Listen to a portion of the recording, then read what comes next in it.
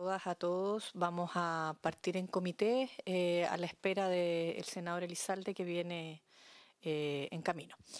Queremos darle la bienvenida a la ministra de Justicia, Marcela Ríos, a su equipo legislativo, a las representantes de la Unidad de Reformas Legales del Ministerio de la Mujer y la Equidad de Género, saludar al senador Sangüesa también que se encuentra con nosotros y damos inicio en comité, como ya les decía, y ahora vamos a dar por iniciada formalmente la sesión en nombre de las mujeres en nuestro país. Muchas gracias, senador Elizalde.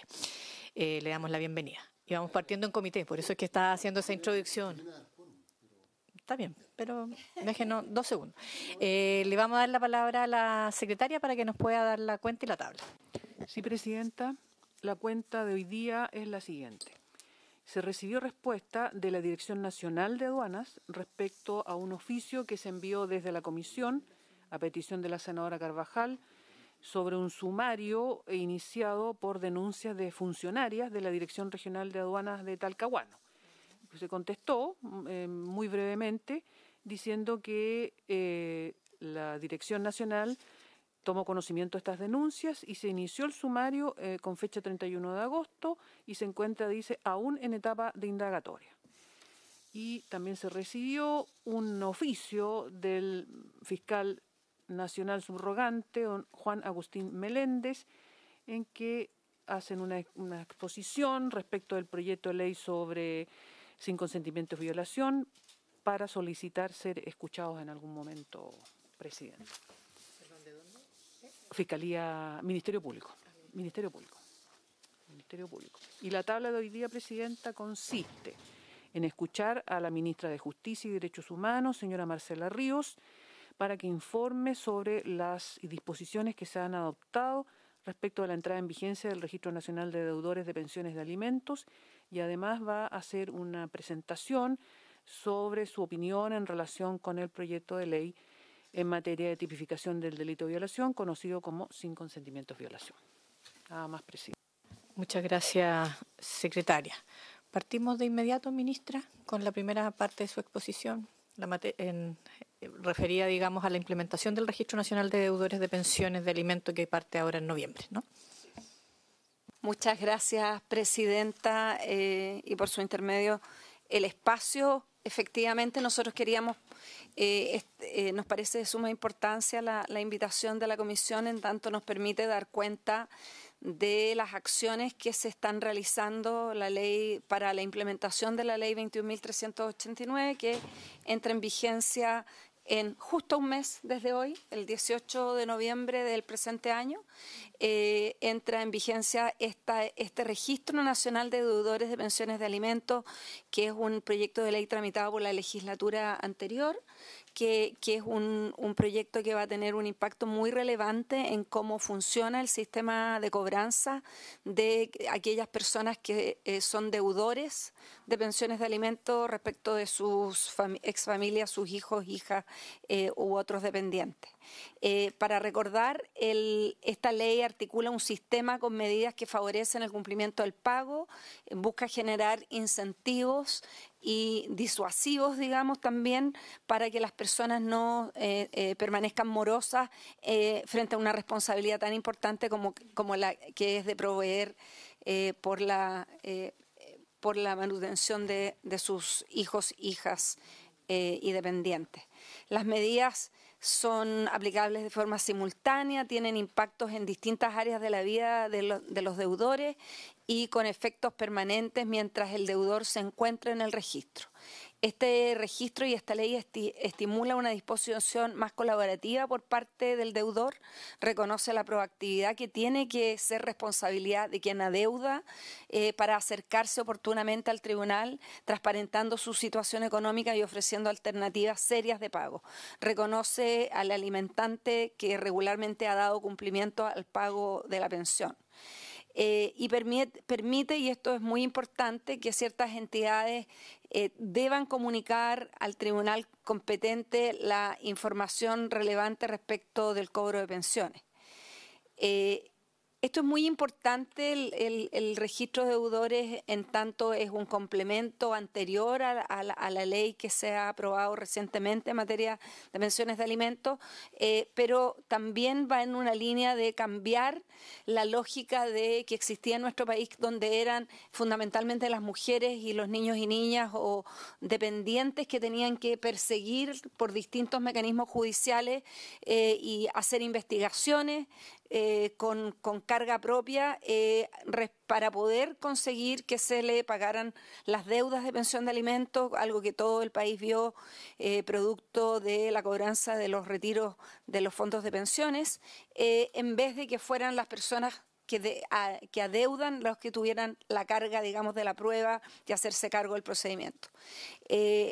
Las medidas dirigidas al cumplimiento que están incorporadas en esta ley implican un sistema de retención de créditos del alimentante y pago directo al alimentario, restricciones relevantes para los trámites y operaciones económicas que pueda hacer una persona que es deudor de pensión de alimentos y suspensión de derechos o beneficios económicos para postulaciones de distinto tipo. También implica restricciones al ingreso a la función pública y a otros cargos relevantes, entre otras medidas. Entonces, las disposiciones que establece este registro van a ser muy relevantes para hacer un disuasivo y también un incentivo para que las personas que puedan pagar las pensiones de alimentos lo hagan en tiempo y forma. El registro va a ser un registro administrado por el Servicio de Registro Civil e Identificación. El Registro Civil de Identificación hoy día maneja otros sistemas de registros nacionales, se suma a esa función que realiza el registro civil y es por eso que también como ministerio tenemos un rol importante en la implementación de esta ley. El registro en el que manejará este registro en que se inscribirá a las personas obligadas al pago de una pensión que hayan incumplido el pago de acuerdo a lo establecido en la ley. El tribunal, cualquier tribunal debe informar mensualmente, y esto es muy importante, al Servicio de Registro Civil e Identificación el número de mensualidades y monto deudado, y existe una interconexión de distintos organismos públicos en esta materia. El registro será un registro electrónico con acceso remoto, gratuito e inmediato para cualquier persona con interés legítimo en una consulta. Permitirá la consulta en un solo acto de todas las inscripciones vigentes que afecten a las personas en calidad de deudor y el registro civil deberá adoptar las medidas necesarias para garantizar el correcto funcionamiento. En eso hemos estado trabajando durante todo este año. ¿Quiénes podrán consultar el registro? Cualquier persona o entidad con obligación legal de consultar el registro y los órganos de la Administración del Estado y entidades que de conformidad con las condiciones de la ley 14.908 deban consultar para adjudicación de beneficios económicos. La persona alimentante, el alimentario o su representante legal y los tribunales con competencia en asuntos de familia. Las personas naturales pueden acceder a través de la clave única. ¿Cómo funcionará la plataforma de consulta? Habrá una certificación que deberá dar cuenta de las inscripciones vigentes de cada deudor, individualizando al deudor, indicará separadamente la inscripción de cada uno de los alimentarios afectados por las deudas y el monto que se adeuda, y también este sistema permitirá emitir un comprobante para tanto los alimentarios como para el propio deudor que dé cuenta de la situación en la que se encuentran las deudas. Según lo que dispone la ley, la Comisión, esta implementación debe ser coordinada por una comisión interinstitucional que está a cargo de velar por todos los procedimientos y pasos que requiere la implementación de la ley, donde es una comisión que está coordinada por el Ministerio de Mujer y Equidad de Género. Acá está presente la asesora legislativa, pero también participa el Ministerio de Desarrollo Social y Familia, el Ministerio de Justicia y Derechos Humanos y el Servicio de Registro Civil, y también, muy importante, el Poder Judicial, que tiene un rol relevante en el proceso de implementación del registro. Uno de los temas más relevantes a los que hemos estado abocados es que el registro requiere un enrolamiento institucional. Esto significa que todas las instituciones que deban entregar información o que donde las personas requieren hacer un trámite financiero deben enrolarse en este registro para poder consultar y entregar instituciones. La ley establece las instituciones públicas y privadas que están obligadas a consultar. Por ejemplo, bancos. Los bancos, para entregar un crédito de cualquier naturaleza, deben consultar el registro, las cajas de compensación, empleadores públicos. Las entidades deben designar a una persona cuyo cargo estará a la administración de las cuentas de la institución. Estas personas tendrán un acceso al registro. Eso quiere decir que en cada institución debe haber un administrador de cuentas para consultar el registro. Eso significa que no cualquier persona en un banco, todo el mundo puede registrar, sino que, por ejemplo, un banco tiene que tener una persona especialmente identificada y definida como administrador de cuentas. Las instituciones que deben enrolarse son las municipalidades, todas las notarías y conservadores de bienes raíces a lo largo del país, los organismos del Estado y relacionados, que son 387, según define la ley, bancos e instituciones financieras, incluyendo las cajas de compensación y las cooperativas de ahorro y crédito, que en total son 32. El enrolamiento, y esto es un proceso en el que estamos trabajando, ha establecido una unidad de trabajo dedicada exclusivamente para el proceso de implementación. El Servicio de Registro Civil tiene una unidad especialmente dedicada a este proceso de enrolamiento, que en este momento está conformado con 10 personas a nivel nacional que están dedicadas exclusivamente a esta tarea, Presidenta. El inicio del proceso de enrolamiento se notificó vía oficio firmado por un oficio conjunto que hicimos con la ministra de la Mujer, Antonia Orellana, y mi persona, a todas las instituciones públicas obligadas a consultar el registro. Asimismo, se hizo envío de un oficio adicional a la Comisión para el Mercado Financiero, a la Superintendencia de Insolvencia y Reemprendimiento y a la Subsecretaría de Desarrollo Regional, para que nos pueda ayudar también a notificar adicionalmente a todas las instituciones que están obligadas a enrolarse. Mientras tanto, también las asesoras ministeriales de género de cada una de las instituciones del Estado han estado trabajando, haciendo seguimiento para que cada una de las instituciones dependientes de cada ministerio cumplan con el requisito del enrolamiento, y también la unidad del registro civil ha efectuado contactos a través de un sistema de llamadas telefónicas con todas las instituciones públicas y privadas solicitando este proceso. En el caso de los tribunales de familia no se necesita enrolarse, sino que ellos entregarán una base de datos que irá alimentando el registro, y eso ya está coordinado. El estado del enrolamiento hasta ayer teníamos un 24% de las municipalidades. Ahí tenemos un trabajo importante pendiente, y también uno de los objetivos de esta sesión, Presidenta, era pedir también la colaboración del Congreso, del Senado, parlamentarios y parlamentarias que nos puedan ayudar a difundir el requisito de enrolamiento de las instituciones públicas y privadas. En caso de notarías y conservadores vamos en el 43% de enrolamiento, los organismos del Estado un 29%, y el porcentaje más bajo justamente son en las instituciones privadas, los bancos e instituciones financieras, donde solo tenemos hoy día un 19% de enrolamiento, solo 6 de las 32 instituciones que deben estar enroladas. Entonces, tenemos un arduo trabajo por delante en este mes que nos queda pendiente, y estamos trabajando a toda máquina en ello, pero necesitamos también, creo, mucha colaboración para poder seguir difundiendo. En respecto a la implementación del registro, la plataforma de consulta del registro del servicio civil, del registro civil, desarrolló un portal de consulta que permitirá que cada persona pueda entrar y consultar su situación individual.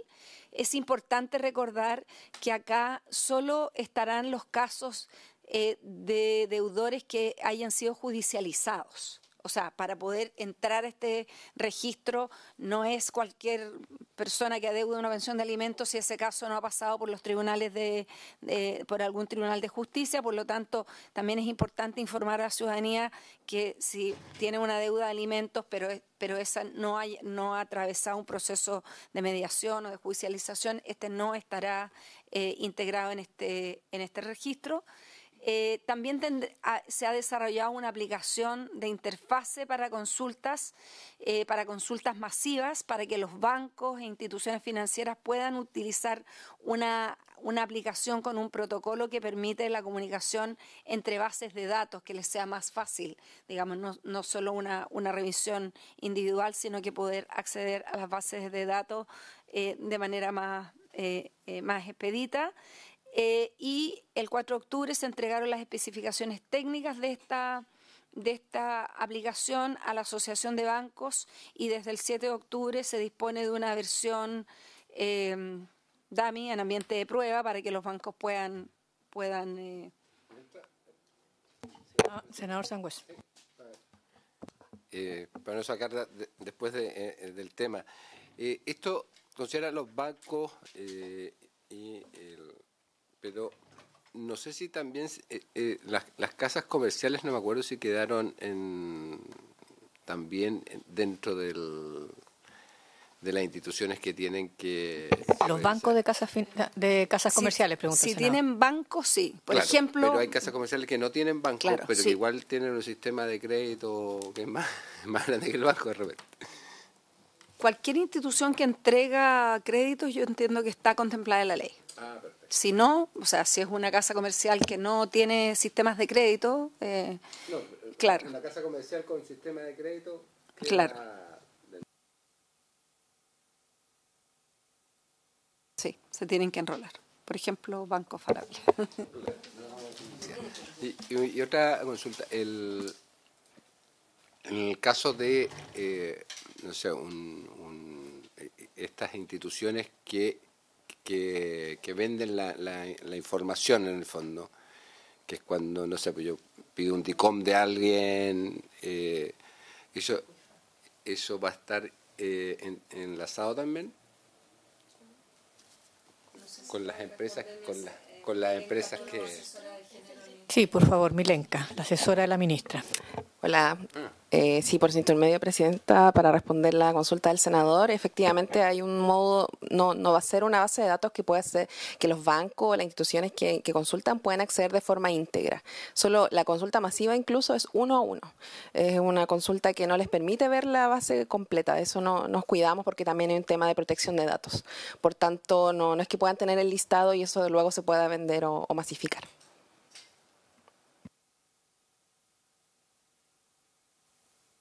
Sí, de todas maneras.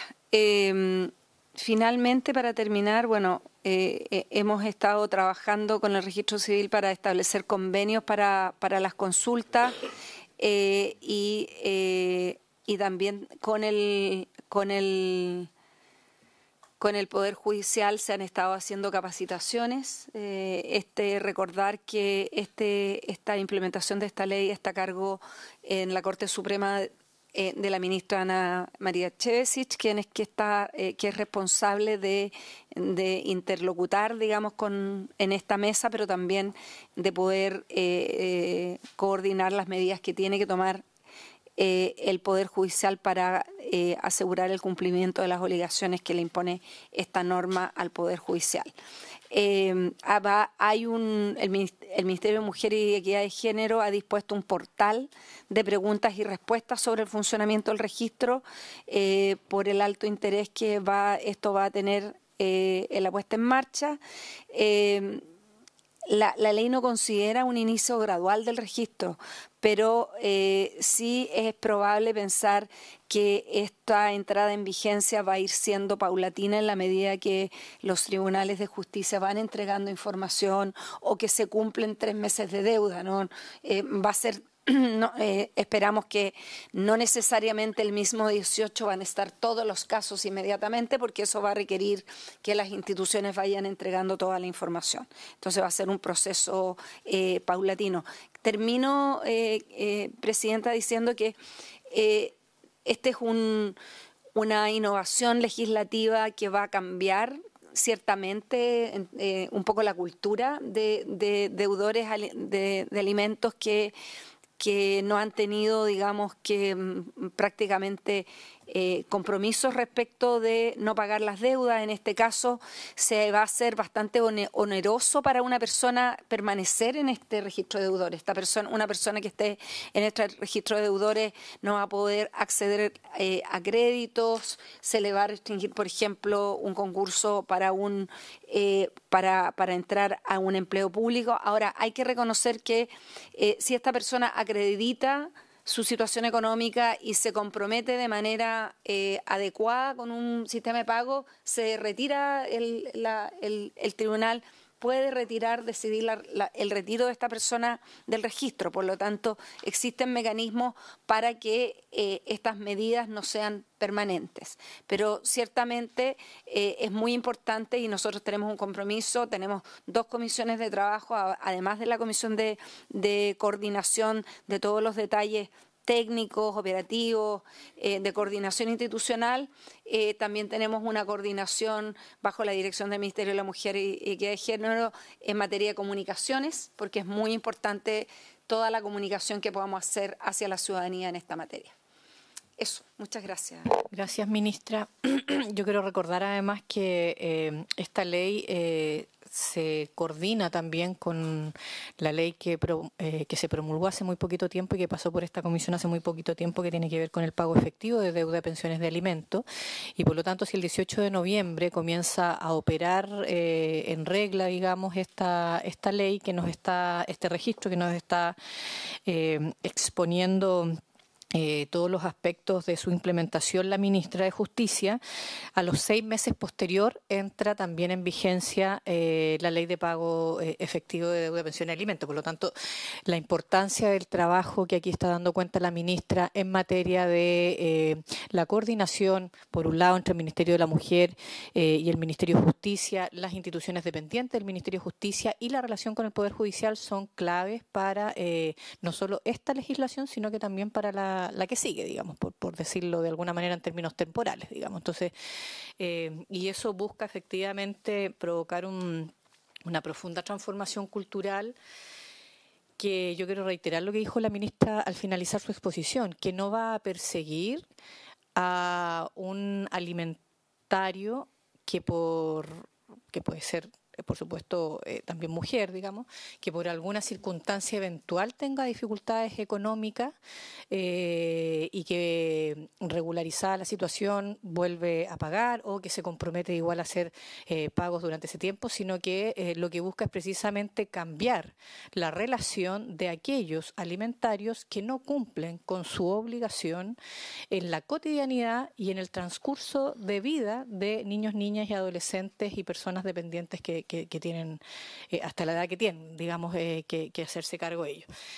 Digo esto porque efectivamente es bien importante que tanto en esta legislación como en la del pago efectivo de deuda de pensiones de alimentos se establece la posibilidad de acreditar situaciones complejas económicas en algún momento, pero también que haya un compromiso, digamos, de cambiar esa situación, ¿no? Eso es un poco lo que quiero manifestar. Senador Sangüesa, ¿quiere hacer alguna pregunta o algún comentario más?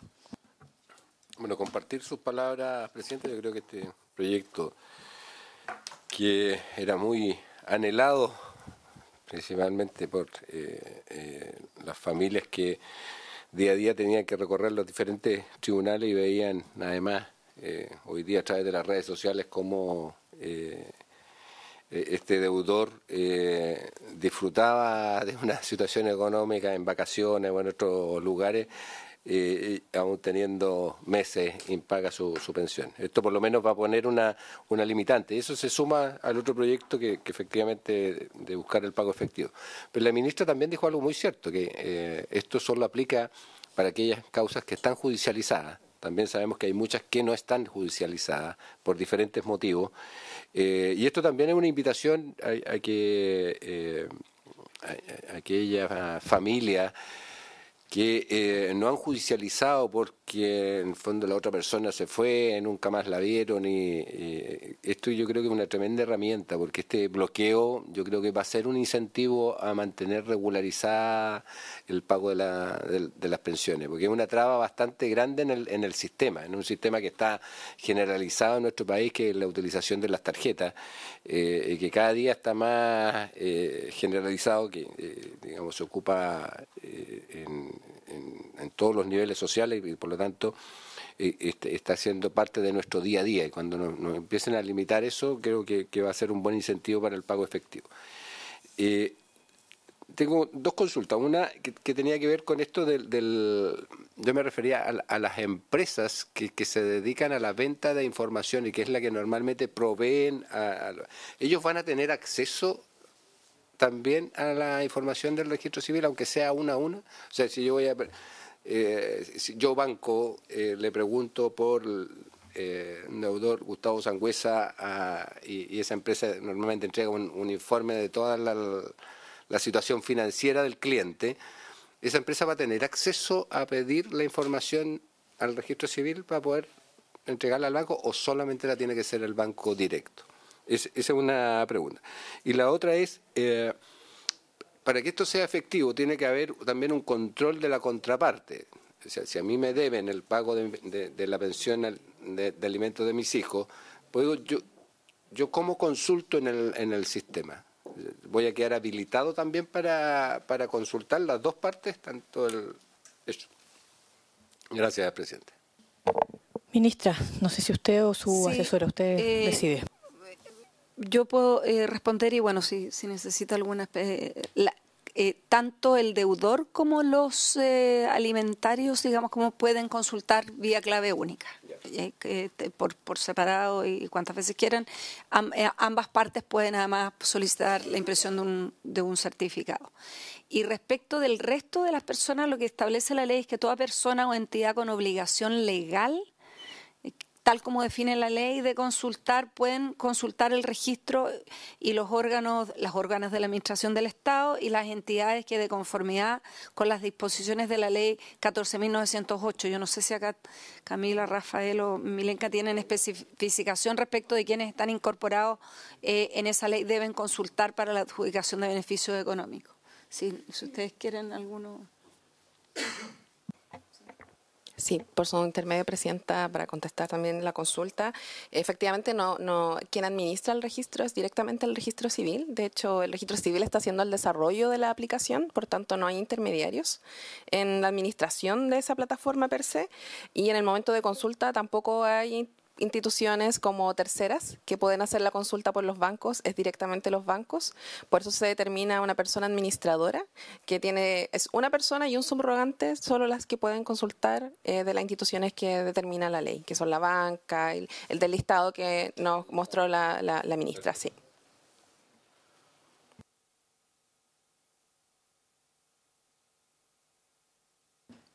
Gracias, ministra. Yo quiero además agregar que, bueno, lo decía la ministra también al principio de su exposición, y también lo recordaba el senador Sangüesa. Esta es una ley que viene a hacer justicia con el largo y tortuoso camino de las mujeres, madres de hijos, hijas, que deben recibir esta pensión de alimento y que han tenido que ser desde investigadoras privadas, ¿cómo se llama?, de trámites judiciales, digamos, ¿no?, etcétera, expertas en muchas cosas para poder lograr y en muchos casos fracasar en el intento de poder conseguir ese pago de deuda de pensiones de alimentos.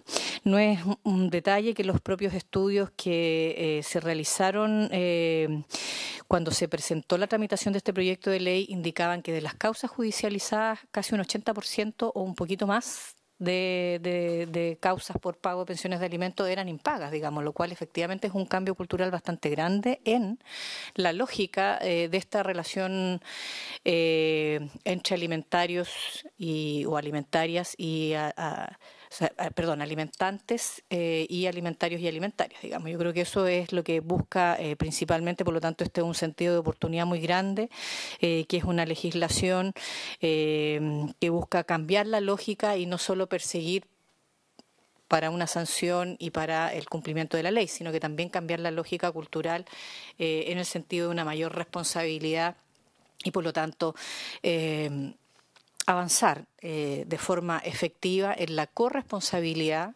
que se tiene por parte de ambos alimentantes, con sus alimentarios y alimentarias, ¿no? Yo creo que eso es la búsqueda de esta legislación. Yo quisiera agradecerle, no sé si a mí me parecería, ministra, si me permite, a propósito de del portal de preguntas que usted hablaba, que va a tener el Ministerio de la Mujer y la Equidad de Género con esta legislación, sería bueno a lo mejor replicar o colgarse, digamos, desde los banners, digamos, desde el Ministerio de Justicia también y desde el Registro Civil también, con ese banner centralizado que tengan las páginas ministeriales, pero también irse conectando con preguntas frecuentes que van a empezar a ocurrir por esta y por la ley que hablábamos de pago efectivo. Yo creo que van muy entrelazadas y la gente quiere tener respuestas en estas dos materias, digamos, ¿no? Entonces yo creo que sería muy, muy pertinente. Con micrófono, senador, perdón. Presidenta, sería súper pertinente, porque estaba pensando cuando usted estaba hablando, dije yo, aquí toda esta información también tiene que estar en el Ministerio de Desarrollo Social, que digamos uno de los ministerios que yo creo que tiene más consulta, por lo tanto una difusión importante debiera ser también a través de los banners del Ministerio de Desarrollo Social. Y el Chile Atiende, creo yo, También. que es el gran otra entrada, digamos, de consultas a todo el sistema público, digamos, ¿no? Entonces creo que eso son una conexión bien, bien importante. Eso por nuestra parte. Ministra, no sé si quiere decir algo más sobre este proyecto, si no, le pediríamos en el poquito tiempo que nos queda, si pudiera entregar también el segundo objeto de la invitación que le hiciéramos a propósito del proyecto que está en estudio para votación de esta comisión, que conocido como Sin Consentimiento es Violación, si el Ministerio tiene una opinión que entregar que nos parece muy pertinente escuchar. Gracias. Sí, presidenta, muchas gracias. El equipo jurídico del Ministerio ha estado siguiendo esta discusión. Además, hemos tenido una estrecha colaboración también con el Ministerio de la Mujer en estos temas, pero también hemos seguido las sesiones. Yo quisiera, presidenta, si es posible, quizás que mi asesor legislativo, Rafael Ferrada, quien ha estado siguiendo el detalle, pueda hacer la presentación.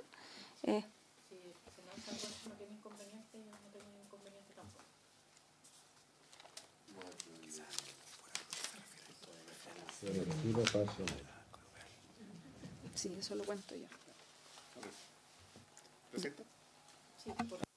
Presidenta, saludar, muy buenos días, el senador y a todos los asistentes. Bueno, en cuanto a la visión del proyecto de ley sin consentimiento violación, bueno, la idea matriz de este proyecto es modificar el Código Penal para establecer una cuarta hipótesis o causal para desarrollarse el delito de violación, cuando se realiza por dos o más personas, como también contemplar de manera explícita la falta de consentimiento para que se configure el ilícito penal. Bueno, este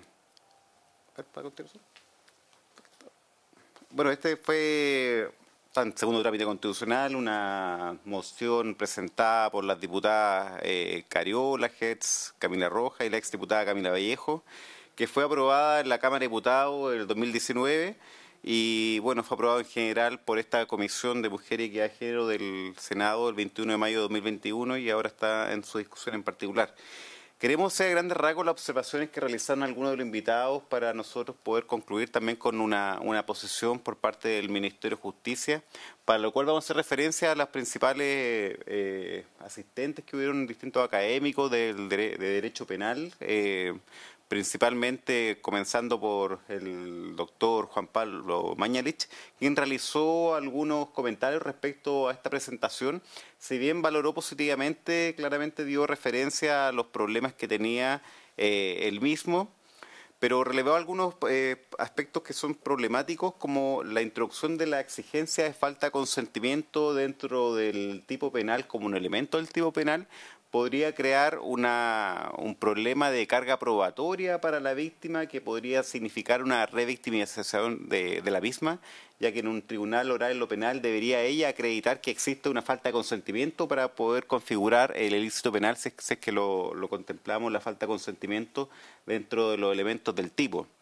Además, relató que había una desproporción en cuanto a la penalidad, ya que el proyecto de ley, la moción aprobada en general, trataba con la misma pena el delito de violación con el delito de estupro, siendo que tienen un bien jurídico protegido de forma distinta, y además el disvalor que tiene la violación obviamente es distinto, ya que en este hay una falta de consentimiento o una vulneración a la autonomía sexual como bien jurídico, mientras que en el delito de estupro además hay un abuso por parte de una persona hacia, bueno, en la actualidad del Código Penal, entre 14 y 18 años de edad, por lo cual no podrían tener el mismo tratamiento de penalidad. Además, hay una indeterminación del reconocimiento del engaño como modalidad comisiva y una falta de coherencia sistemática de la regulación propuesta.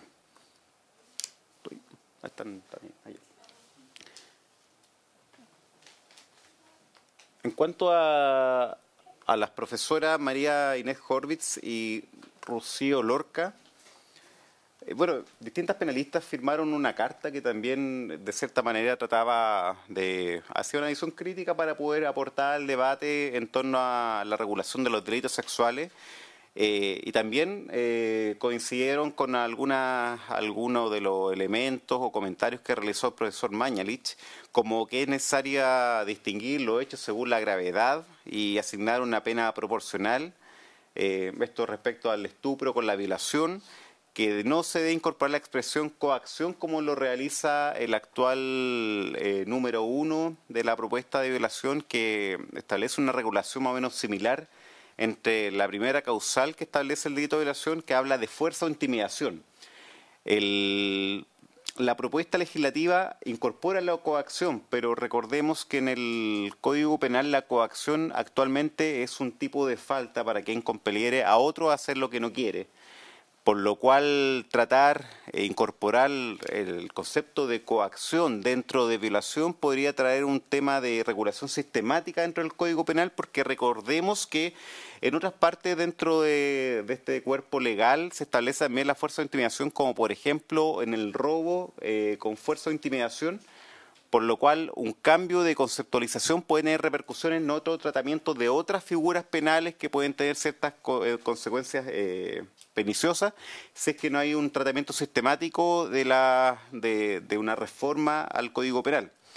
Además, se dice que se debe mejorar la reacción para resguardar adecuadamente las situaciones de falta de consentimiento y no se debe limitar la autonomía de la mujer, privándola de la posibilidad de decidir qué acción judicial procesal adoptará, porque se suprime el artículo 369 vigente, y recordemos que el artículo 369 establecidos otorga una cierta suerte de que se pueda proceder penalmente como previa instancia particular, es decir, como la víctima debe denunciar para que se pueda perseguir este tipo de delitos.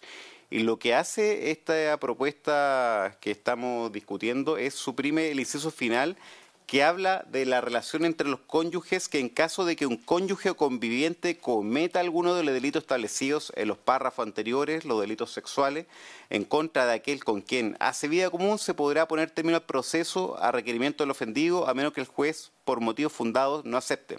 Se elimina este inciso dentro de la propuesta del Código Penal y bueno, las profesoras también tuvieron una crítica en cuanto a eso, porque se limita de cierta manera la autonomía sexual de la mujer, privándola de esta posibilidad de decidir si procede o no a la acción penal correspondiente en el caso y que necesita una discusión mayor esto. En cuanto la profesora Isabel Yáñez también hizo algunos comentarios al respecto. Proyectos como este pretenden intensificar la respuesta punitiva para ciertos delitos, difícilmente contribuirán de manera efectiva a la prevención y erradicación de la violencia de género. Recordemos que también la Carta de Distintas Penalistas hubo una crítica dentro de una visión feminista progresista, como establecieron en la Carta, en cuanto a la forma de erradicar estos comportamientos de violencia contra la mujer, de violencia sexual contra la mujer. No ciertamente puede prevenir un aumento de pena o un tratamiento punitivo nuevo, por lo cual no tendría quizás como consecuencia la mejor persecución penal respecto a los mismos. También hablaban que se deben corregir una derogación del artículo 365 que habla acerca del incesto, porque esto ya habría sido derogado por la ley Tamara. También la crítica que realizaban o el comentario que realizaban al respecto era que la propuesta legislativa asimilaba la violación mediante un acceso carnal con la introducción de objetos o de animales, lo cual claramente tiene una distinción que debe realizar el Código Penal. Además, la ausencia de consentimiento como un elemento del tipo también estableció que hay una revictimización, que también lo hizo relación el profesor Mañalich, y yo creo que eso con los comentarios alrededor. Y por eso, como haciendo unas observaciones por parte del Ministerio de Justicia, y bueno, la ministra después va a explicar en qué está la discusión también en cuanto al tratamiento sistemático del Código Penal. Hay una evaluación general positiva del proyecto, aporta en el debate, la falta de consentimiento ha sido una difícil acreditación en juicios penales. Distintos tribunales orales en lo penal no han podido acreditar la falta de consentimiento, por lo cual quedan ciertas figuras impunes, hay absoluciones, pero obviamente ha avanzado la jurisprudencia al respecto. Vemos el caso de Antonia, que obviamente avanzó la jurisprudencia al respecto para determinar la falta de consentimiento para existir una violencia sexual, pero anteriormente este proyecto nació porque era de muy difícil acreditación la violencia sexual, por lo cual quedan ciertos victimarios absueltos pese a la acreditación que podría considerarse respecto a la comisión del delito. Así que por eso se comparte como la necesidad de hacer un tratamiento, una discusión acerca de las figuras sexuales que plantea la propuesta, pero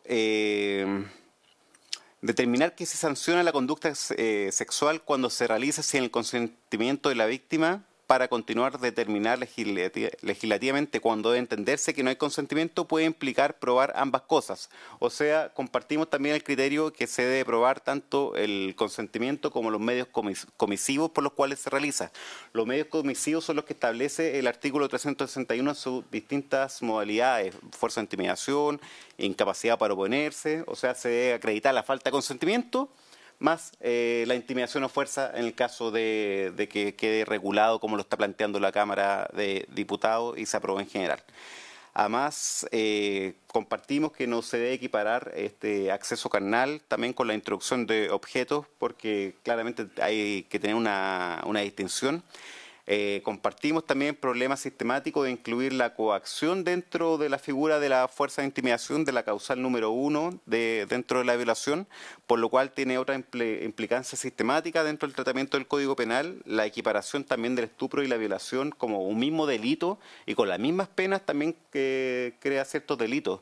Recordemos que la propuesta legislativa lo que realiza es tratar de la misma manera la violación con el estupro. Y eso igual crea ciertos temas que son como de difícil regulación, porque por algo tienen en la actualidad distintas penas, y lo que hace también la propuesta legislativa es que el estupro lo amplía a personas mayores de 18 años de edad, por lo cual ciertas figuras de autodeterminación de la mujer podrían estar sancionadas si es que se configura el estupro también para considerarlo como una figura penal para personas que son mayores de 18 años de edad. Lo que hacía en relación era, por ejemplo, una trabajadora sexual en la cual se relaciona con alguna persona, obviamente sería sancionado porque habría cierto abuso por parte del usuario cliente respecto a esta trabajadora sexual, por lo cual sería sancionada una figura que no es sancionada actualmente, porque habría un cierto abuso, podría dar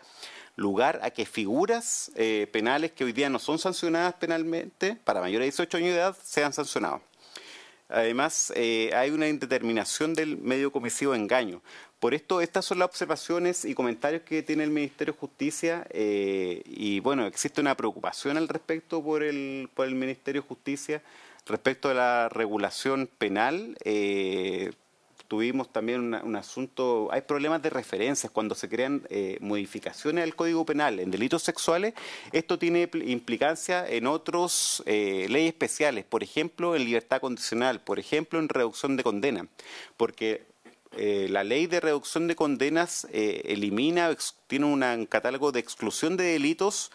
Y la mayoría de estos delitos son sexuales, o sea que personas que cometen ciertos delitos de violación o ciertos delitos como violación con homicidio u otros tipos de delitos sexuales no pueden reducir su condena.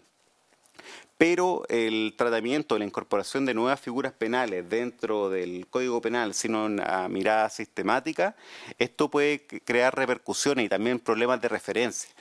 Esto está pasando también con el proyecto que fue aprobado hace poco por el Congreso, el proyecto de explotación sexual que tuvo ciertos antecedentes de referencias, por lo cual se tuvo que ingresar un veto que se va a ver hoy día en la Comisión de Constitución de la Cámara de Diputados y luego va a pasar a conocimiento del Senado.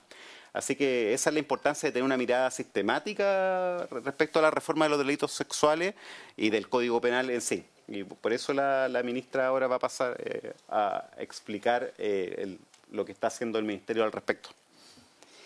Bueno, Presidenta, como es de conocimiento de este Congreso y de la opinión pública, hemos tenido un largo debate en nuestro país para reformar el Código Penal. El Código Penal que es del siglo pasado. Han habido distintos intentos en distintos gobiernos por reformarlo. El gobierno del presidente Bachelet convocó una comisión en el 2015. El gobierno del presidente Piñera convocó otra comisión en el 2018.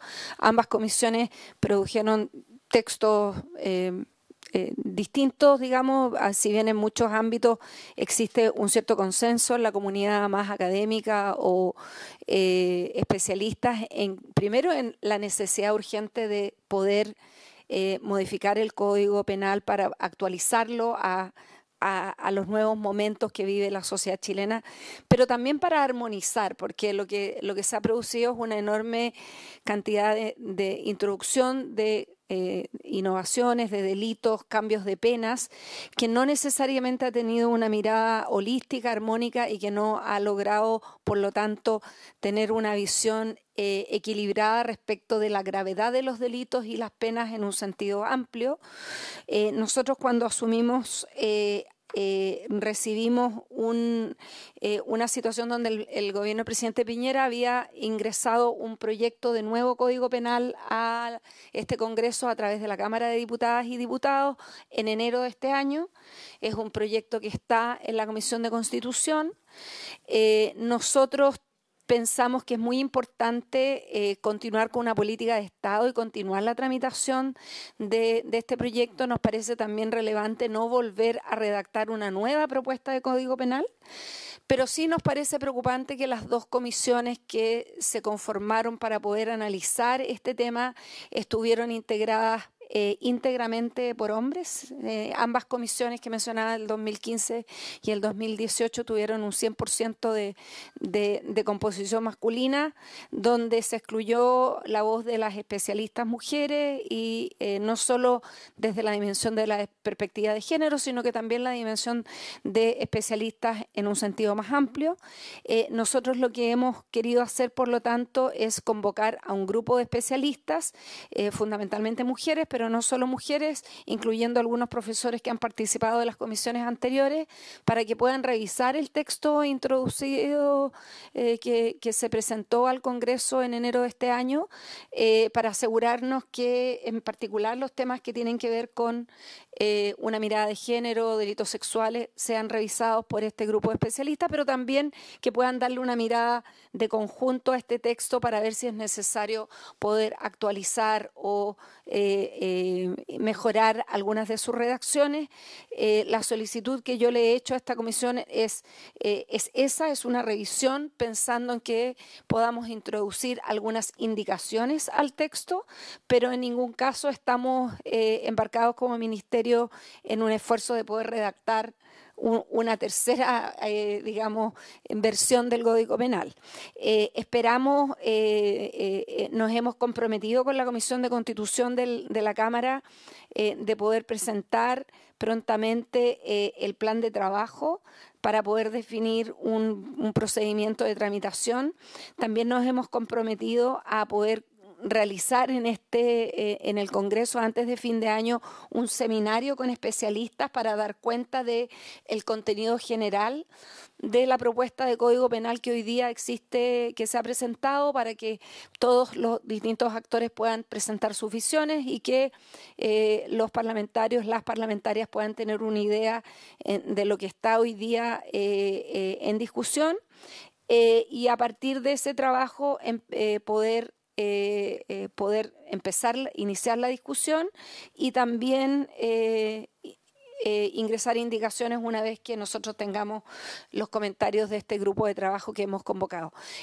Quisiera terminar diciendo, Presidenta, que a nosotros nos parece muy importante en materia de delitos sexuales que podamos tener una mirada de género que sea consistente también con la discusión de la Ley Integral de Violencia que se está discutiendo y que es una prioridad, y que nosotros podamos incorporar a la Comisión de Género de ambas cámaras para que puedan mirar y hacer comentarios a este texto y podamos discutir en particular el tema de los delitos sexuales de manera holística. Como decía antes mi asesor, hemos tenido recientemente algunos temas en materia de referencias y consistencia y nos parece extremadamente importante poder dar esta mirada de conjunto. Nos parece que la tramitación del Código Penal que esperamos hacer con mucha urgencia y prioridad, pero con los tiempos necesarios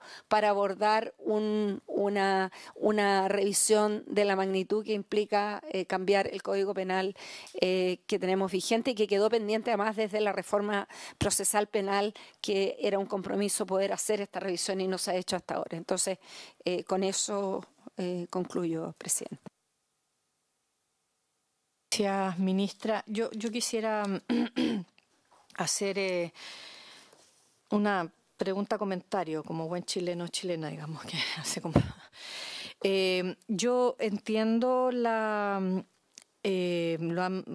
el propio recuento que hace Rafael, digamos, de las exposiciones que hemos recibido en el último tiempo con respecto a este proyecto de ley sobre la alerta de la introducción del concepto de coacción, digamos, ¿no? En la moción parlamentaria. Sin embargo, quisiera preguntar que me parece que el objetivo de la moción, independiente que esté bien logrado o no, digamos, es poder dar cuenta de todas aquellas situaciones en las cuales, cuando se ha llegado a la justicia, el no haber opuesto resistencia, por lo tanto con una demostración física, el no haber dicho que no, es como garantía de que sí es una relación consentida. No sé si entonces, desde esa perspectiva, entonces, ¿hay alguna sugerencia, recomendación o hay alguna reflexión que se nos pudiera entregar a la Comisión en materia de, entiendo la dificultad con coacción, ¿hay algún otro concepto que pudiera tratar de ir en la línea de este fenómeno que yo entiendo que es un poco el origen también, ¿no?, de la moción? Insisto, independiente si se considera que esté bien o mal resuelto en la propuesta legislativa, pero ¿cómo podemos dar cuenta de aquello sin entrar a complicarnos con las complicaciones que ustedes están dando cuenta en esta materia? Eso, por un lado, para que efectivamente la falta de consentimiento no quede como una doble carga en la prueba, pero que sí se contemple como, que es un poco lo que la transformación cultural, para decirlo también bien coloquialmente, en la calle es muy clara cuando el grito dice no es no, digamos, ¿no? O sea, y por lo tanto creo que ese es y el no solo es verbalmente, digamos. Pueden haber también otros ámbitos, digamos. Eso. Presidenta, yo creo que primero que nosotros como gobierno y como ministerio compartimos plenamente los sustentos normativos y políticos detrás de esta moción. Y creo que como sociedad y a nivel mundial, creo que en general compartimos que acá hay un déficit enorme de acceso a la justicia en materia de delitos sexuales, cuando la mayoría, cuando las mujeres son revictimizadas, cuando tienen que volver a ser víctimas o cuando toda la carga de la prueba se pone sobre la víctima y no sobre el victimario. En ese sentido, a nosotros nos parece que necesitamos trabajar de manera armónica y vincular la discusión penal con el trabajo que ya se está haciendo y que a nosotros nos parece muy importante profundizar respecto de la aplicación de las normas, porque también tenemos una dimensión que más allá de lo que establece la ley, la forma en que se aplica la ley es una de las variables trascendentales para el resultado. Y hemos visto que en nuestro país hemos tenido como parte, por ejemplo, del debate constituyente en el que estuvimos hasta hace poco, había una larga discusión respecto de incorporar constitucionalmente la obligación del Poder Judicial de incorporar la dimensión de género en su fallo. Si bien eso es algo que desde la Corte Suprema vienen trabajando hace mucho tiempo, existe un compromiso, yo creo también ahí desde el Poder Judicial.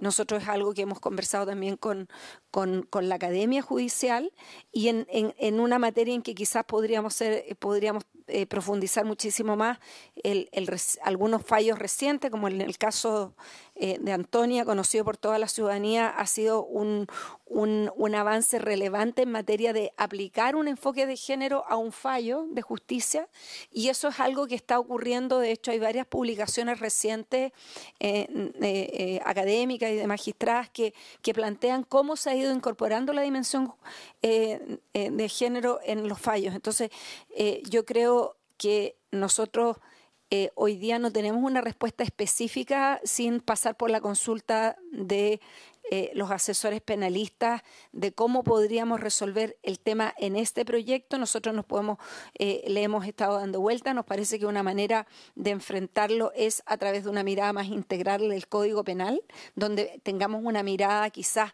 más holística respecto de todos los delitos sexuales, porque nos parece que introducir un nuevo concepto respecto de una dimensión de los delitos y no respecto de otras dimensiones puede ser problemático, y es quizás en ese ámbito algo que podríamos pedir también a este grupo de especialistas que hemos convocado a observar el texto del Código Penal, es pedirles específicamente que se hagan cargo de esta temática y que nos puedan dar algunas sugerencias.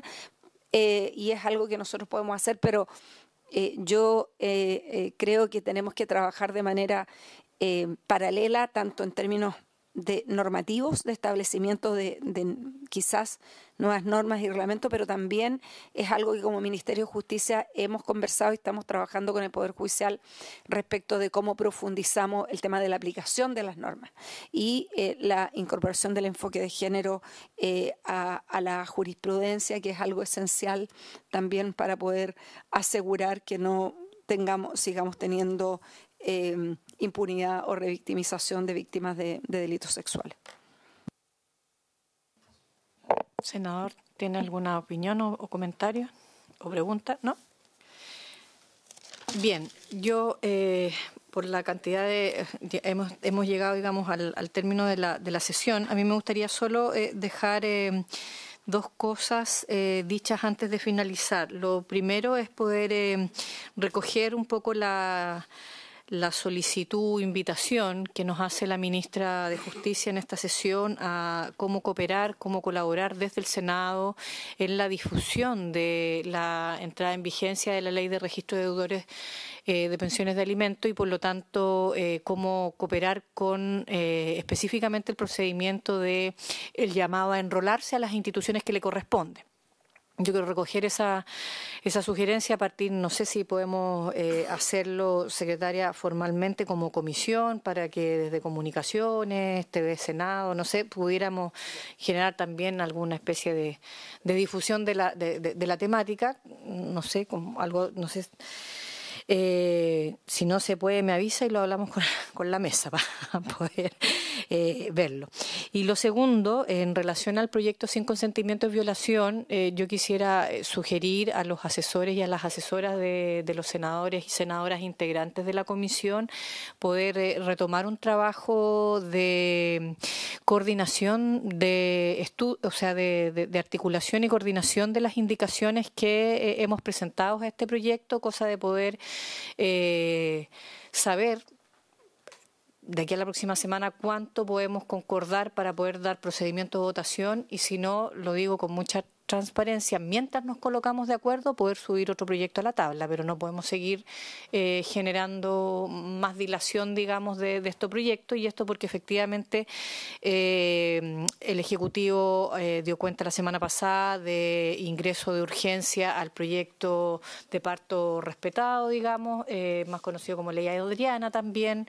Entonces, está también inquietudes con otros proyectos que nosotros mismos habíamos como comisión priorizado. Entonces, un llamado, digamos, a hacer un esfuerzo, digamos, no digo último porque siempre puede haber otro último, pero sí un esfuerzo nuevamente de parte de nuestros asesores y asesoras para ver si podemos realmente dar curso a esta votación, y si no, para el próximo martes tener en tabla el proyecto de parto respetado que ya está con urgencia. ¿Les parece?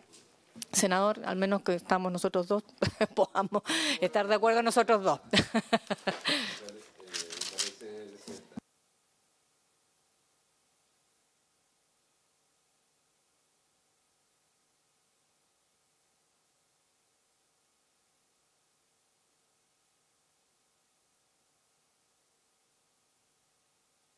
Sociedad conyugal, exactamente.